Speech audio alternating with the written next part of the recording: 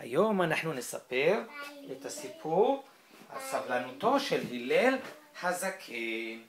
כתבה דבורה עומר, איורים שי צ'רקה. סבלנותו של הלל הזקן.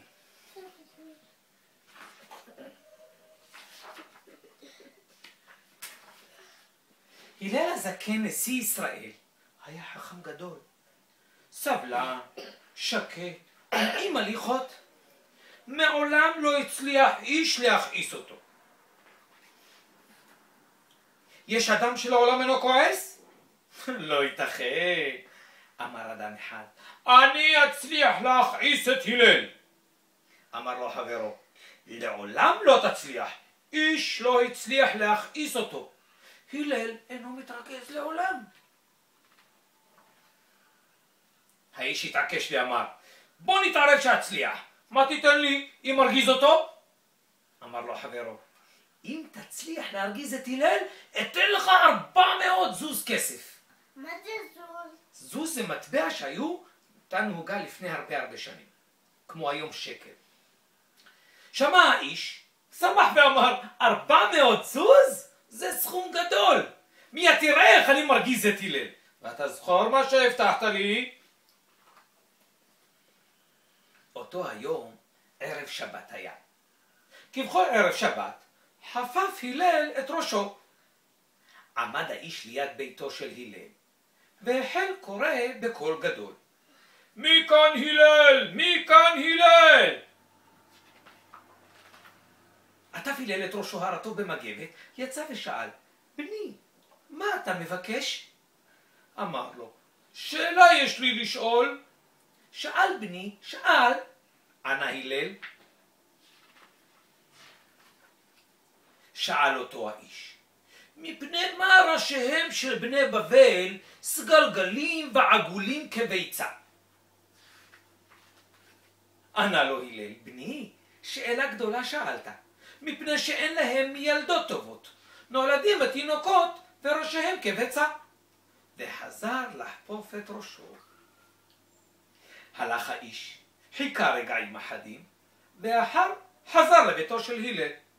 קרא בקול גדול, מי כאן הלל? מי כאן הלל? התעטף הלל, יצא לקראתו ואמר לו, בני, מה אתה מבקש? ענה לו, שאלה יש לי לשאול. אמר הלל, שאל בני, שאל.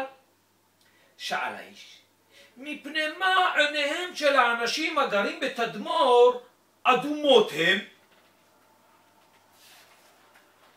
בני, שאלה גדולה שאלת. אמר הלל, מפני שהם גרים בין חולות המדבר. נכנס החול לעיניהם והן נעשו אדומות. שב הלל לביתו להתרחץ. הלך האיש וחזר לאחר שעה קלה, והלל עדיין לא התלבש לאחר הרחצה. החל האיש קורא בקול גדול, מי כאן הלל? מי כאן הלל? התעטף הלל, יצא לקראתו ושאל, בני, מה אתה מבקש? ענה, שאלה יש לי לשאול. אמר לו הלל, שאל בני, שאל. שאל אותו האיש, מפני מה רגליהם של בני אפריקה רחבות הן? בני, שאלה גדולה שאלת. ענה הלל, מפני שהם גרים בין ביצות ואגמים וזקוקים לרגליים רחבות שלא ישקעו בבוץ. והשבת מתקרבת, ואף על פי שהלל לא סיים את ההכנות לשבת, לא מיהר ולא האיץ באיש. הזמינו לשבת, ישב עמו בסבלנות וחיכה לשמוע מה בפיו. אמר לו האיש, שאלות רבות יש לי לשאול, אבל חושש אני שתכעס עליי. שאל אותו הלל, ומדוע זה יכעס עליך, בני? ענה האיש, ערב שבת, ואתה בוודאי עסוק וטרוד, ושאלותיי אינן חשובות כל כך. ענה לו הלל בנחת, כל מה שיש לך לשאול, שאל בני, יש לי פנאי לרוב. לשם המילים האלה התכעס האיש מאוד ופניו והדימו. אתה הוא הלל שקוראים לו נשיא ישראל? קרא בחוצפה. אני הוא, אמר הלל בשקט. קם האיש ברוגז במקומו ואמר, אם אתה הוא, הלוואי שלא ירבו כמותך בישראל. ומדוע זה, בני? שאלו הלל בנחת. מפני שבגללך הפסדתי 400 זוז כסף, ענה לו האיש.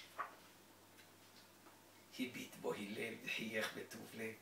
בני, השיב לו, היה זהיר בכעסך. כדאי לך שתאבד בגללי 400 זוז, בעוד 400 זוז, ובלבד שלא נבוא לידי רוגז. לא כעס הלל ולא התרגז, כי כך מספרים חכמינו, מעולם לא נמצא איש שהצליח להרגיז את הלל הזקן נשיא ישראל. כמה זמן הוא נפטר? לפני רבא?